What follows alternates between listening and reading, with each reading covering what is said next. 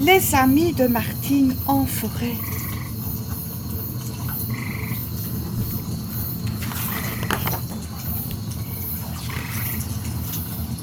Jean-Loup et Sophie et Noisette. Aujourd'hui, il fait grand soleil dehors. L'air est tout parfumé de fleurs et d'herbes fraîches. Un temps idéal pour aller se promener, s'exclame Sophie. Si on faisait un tour dans le bois? Bonne idée, approuve Jean-Loup. Avec un peu de chance, on verra des animaux. À l'orée de la forêt, les enfants aperçoivent une petite boule de poils roux. Là, un écureuil, s'écrie Sophie. Chut, réagit son frère. Si tu parles trop fort, tu le feras fuir. Les enfants se cachent derrière une souche. Le petit animal est tellement mignon. Il a l'air si doux. Jean-Loup et sa sœur rêveraient de le caresser.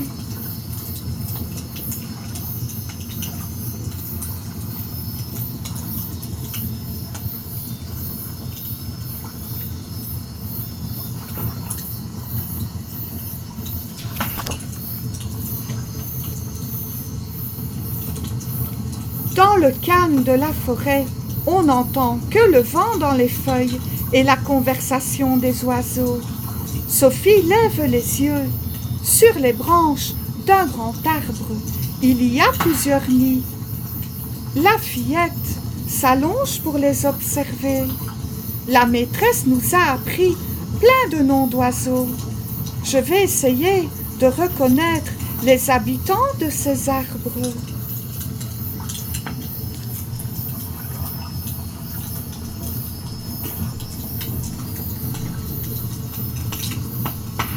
Tout en haut, dans leur nid, en forme de hamac, ce sont des bébés loriots.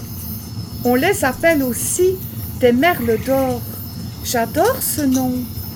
Leur voisin bien caché entre les branches, c'est un roitelet. Le plus petit oiseau d'Europe. En dessous, il y a des rossignols. Pour les repérer, il suffit d'écouter les chants. Le leur est vraiment les plus mélodieux.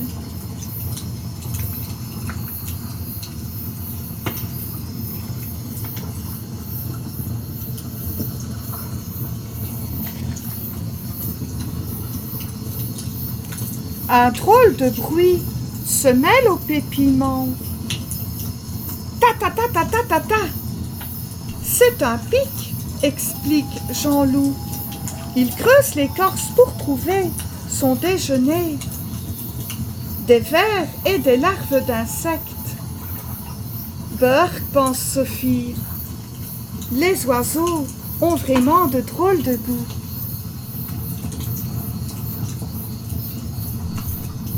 Le pic ne se contente pas de manger ce qu'il trouve. Il en garde aussi pour nourrir sa famille nichée dans un arbre. Soudain, Jean-Loup baisse les yeux. « Tiens, marmonne-t-il, un nid vide. »« Bizarre, où sont les oisillons ?» interroge Sophie. « Il faut tirer cette affaire au clair. »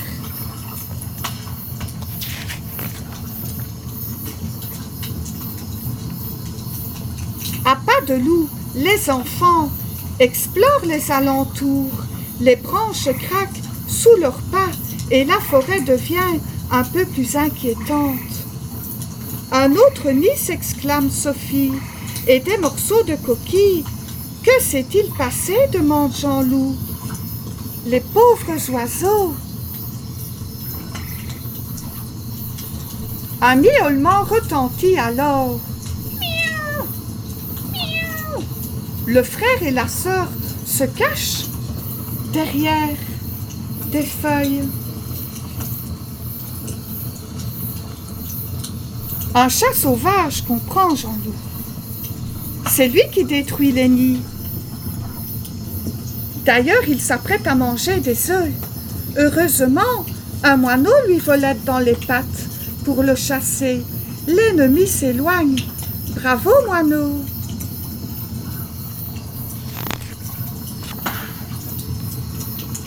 À quelques pas de là, le frère et la sœur aperçoivent 2 faons.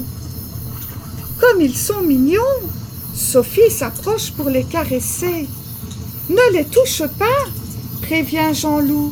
Si leurs parents sentent une odeur humaine sur leur pelage, ils les abandonneront. Un peu plus loin, plusieurs biches se tiennent immobiles, les yeux fixés sur 2 cerfs dans une clairière.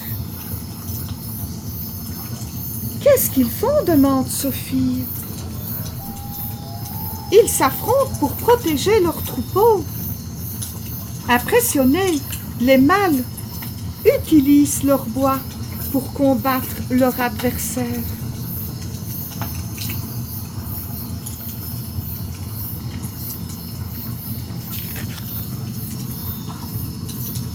Sophie aimerait voir de plus près. Si on avançait un peu, propose-t-elle. Impossible, explique Jean-Loup. Ils s'enfuiraient, les cerfs, ont peur des hommes. Ils ne s'en approchent qu'en hiver, quand ils ne trouvent pas ou plus de nourriture dans les bois.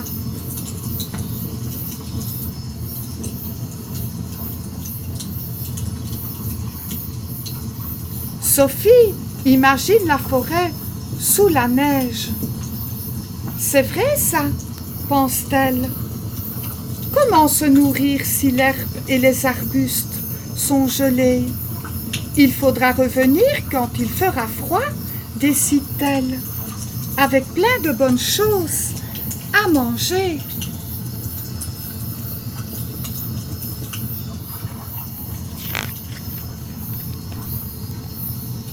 Les enfants reprennent leur promenade.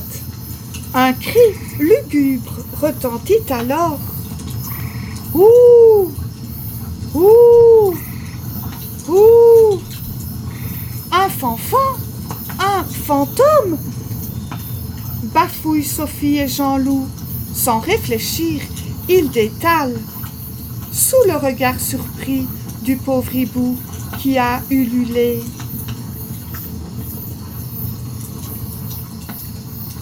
Le frère et la sœur arrivent près d'un étang. Une famille de sangliers est venue chercher fraîcheur et ombrage. Les marcassins broutent l'herbe pendant que leur maman creuse le sol avec ses défenses. Elle cherche de la nourriture, comprend Sophie. Ce qu'il y a de meilleur pour ces petits se trouve sous terre, des racines, des vers, des larves, des insectes.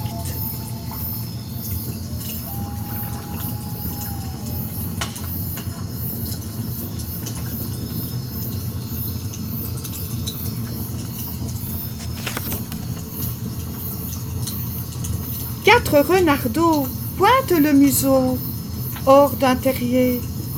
Attention, prévient Jean-Loup, c'est dangereux les renards. Pas les bébés, réplique sa sœur. Regarde comme ils ont l'air doux.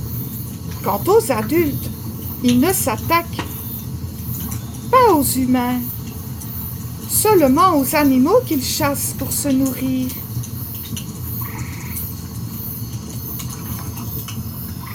Jean-Loup donne un coup de coude à sa sœur. Tu as vu ce blaireau? Il fixe les renardeaux. Je me demande pourquoi. Il veut récupérer son terrier. Les renards n'en creusent pas eux-mêmes.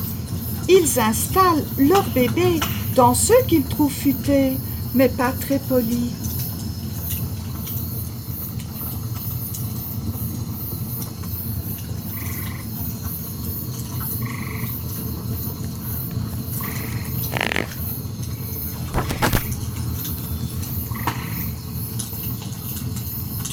Il fait de plus en plus sombre dans la forêt. Le soir commence à tomber, constate Jean-Loup. Mieux vaut prendre le chemin du retour. Justement, voici le sentier qui mène à la maison. Dans un quart d'heure, les enfants seront rentrés chez eux.